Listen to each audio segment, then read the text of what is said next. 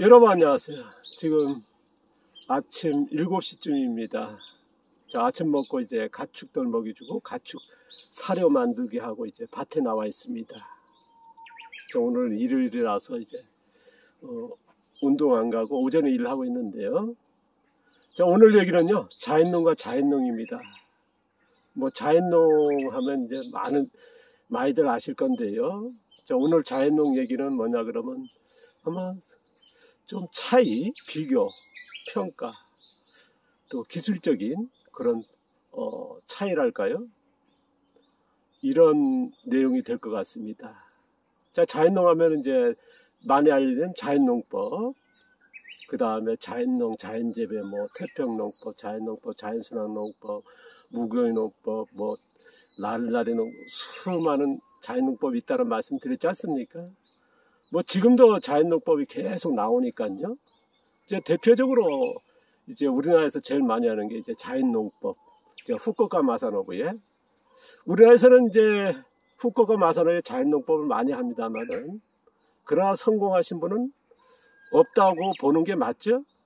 자, 후쿠오카 마사노부도 이제 무의자연의 이제 4대 원칙이 있지 않습니까? 무비료, 무경은, 무제초, 무농약 했습니다만 거의 생산을 못하는, 그러다 보니까 이제 좀 다른 방향으로 흘렀지 않습니까? 일본 같은 경우는 이제 후쿠오카 마사노부의 자연농법이 많이 알려졌습니다만, 그러나 실질적으로는 오카다 시게요시의 자연농법이 더 많이 한다고 봐도 무방할 겁니다. 뭐 농업단체도 있고요.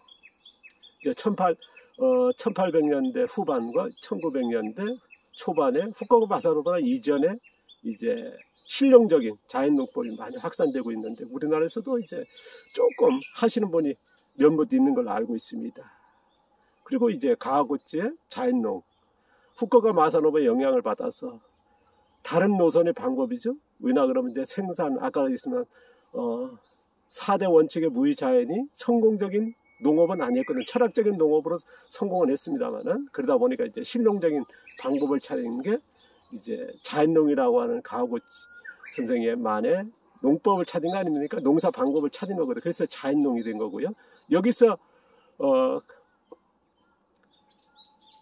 가하구치의 자연농을 보고 거기에서 이제 좀 더 실용적으로 이제 뭐랄까요, 더 실용적으로 만든 게 자연재배, 기무라의 자연재배죠. 뭐 일본 같은 경우는 어떻습니까? 자연농에서도 좀 자연재배하면은 자연농을 안 넣으신 분도 꽤 있습니다.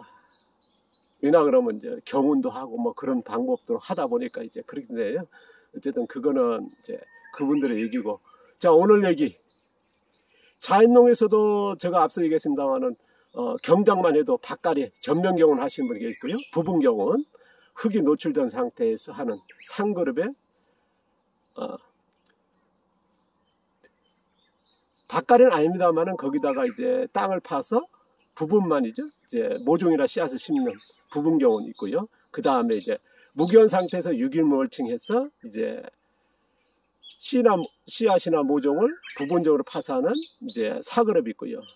무기원 상태에서 6일 멀칭해서 씨앗을 직파하는 5그룹이 있다는 말씀을 드렸습니다. 거기서 이제 더 나눌 수도 있습니다만은 경작만 해도 4가지, 그 다음에 양분만 해도 이제 또 4가지 정도 나누고 이제 잡초, 그 다음에 이제 병해충, 그리고 4대 기술만 해도 나누다 보면 이제 굉장히 디테일하다는 말씀을 드렸습니다. 그래서 자연농도 이렇게 뭐 자연농법 안에서도 이제 한 4가지로 나눠야 되고요. 그럼 거기다가 이제 사계 경작하면 더 세분적으로 나눠야 된다는 말씀을 드렸습니다. 자, 오늘 얘기는요, 거기다가 뭘 또 나눠야 되냐 그러면 초촉성 재배와 촉성 재배와 자연성장 재배와 지연 재배 4가지로 나눠야 된다는 게 저희 생각입니다. 뭐 이거에 대해서는 아마 초적성 재배와 촉성 재배에 대해서는 많이 들어봤을 거고요. 자연성장 재배와 지연 재배는 아예 용어조차 없습니다. 제가 이제 몇 개월 전부터 이제 제가 지향하는 방법으로 해서 이제 소개되고 있는데요. 지금 자연성장 재배는 아직 그 용어가 확정된 건 아니라 이제 제가 계속 의견을 받고 있습니다만은, 제가 이제 자연성장 재배라고 하는 건 뭐냐 그러면 우리가 1900년대 1960년대 이전에 화학비료와 반려태백이 나오기 이전에 작물 재배, 작물 종이 가져 있는 재배 기간, 이거를 기준점으로 하자.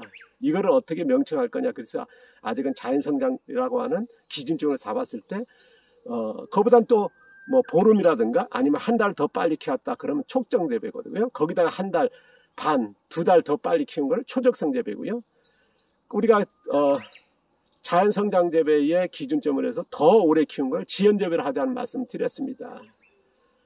양배추를 예를 든다 그러면요, 양배추가 이제 150일 정도의 자연성장의 그런 재배 방법이 있지 않습니까? 그러니까 그거를 기준으로 하자. 그럼 150일 되는 거고, 양배추가요.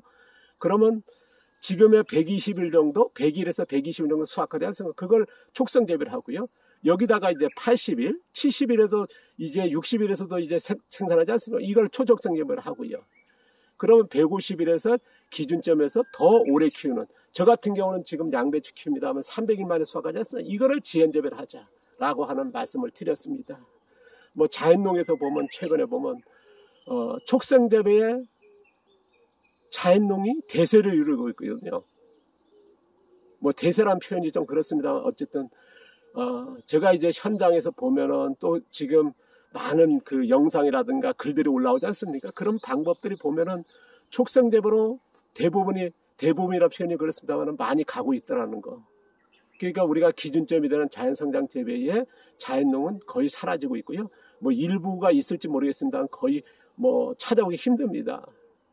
지연재배라고 하는 것은 지금까지 뭐 전 세계적으로 우리가 농업 역사에 없는 방법이고요. 하지만은 제가 이제 30여 년째 이쪽으로 지향한다는 말씀 드렸지 않습니까? 그래서 지연재배하고는 양배추가 이제 20년 또 생산하는 거를 이제 계속 카페와 블로그 공개하고 있고, 작년에도 재작년에도 이제 수확하는 모습, 키워지는 모습, 심어지는 모습 다 보여드렸습니다. 올해도 지금 이렇게 양배추도 300일, 지금 브로콜리만 해도 이제 초적성 재배, 촉성 재배 하면 이제 뭐 60일 만에 수확됐다, 100일 만에 수확하지 않습니까? 촉성 재배가. 이제 보통 이제 그제 같은 건 이제 140일, 150일이었습니다. 지금 많이 빨라진 거죠. 저 같은 경우는 이제 바로 전편에 제가 영상 보였습니다만 지금 어떻습니까? 230일. 지금 이거 같은 경우는 지금 260일 넘어갈 겁니다. 수확될 게요. 이게 저도 이제 180일 성공하다가 200일, 210일, 240일 하다가 올라갔던 경우는 이제 250일 넘어서 260일도 이제 생산하는 방법으로 간다는 말씀드려요. 그래서 자연농도 이제는 촉성 재배와 지연 재배 뭐 이런 방법으로 이제 구분해야 하지 않나. 왜냐 그러면 또 기술적으로도 다 다르기 때문에요. 이게 뭐 틀렸다 맞다 하는 게 아니라 저희 방식으로 이렇게 농사를 짓고 있다는 걸 공개할 뿐이니까요. 그래서 저는 이제 자연농도 초적성 재배, 촉성 재배, 자연성장 재배, 이거는 아직 확정된 용어는 아닙니다만은 그래서 기준점으로 했어요. 그 다음에 저가 하고 있는 지연 재배로 나눴으면 좋겠다. 왜냐하면 기술이 전혀 달라지고 접근 방법이 달라지거든요. 그리고 거기에 생산의 뭐랄까 방향이라든가 그런 것들을 4대 기술의 경작, 그 다음에 양분, 그 다음에 잡초, 뭐 병리충 이런 것들이 접근 방법이 전혀 다릅니다. 그래서 이렇게 저는 이제 나누고 있다는 말씀 드립니다. 뭐 계속 이어서요. 제가 이제 지연 재배 하는 이유도 공개하도록 하겠습니다. 감사합니다. 고맙습니다.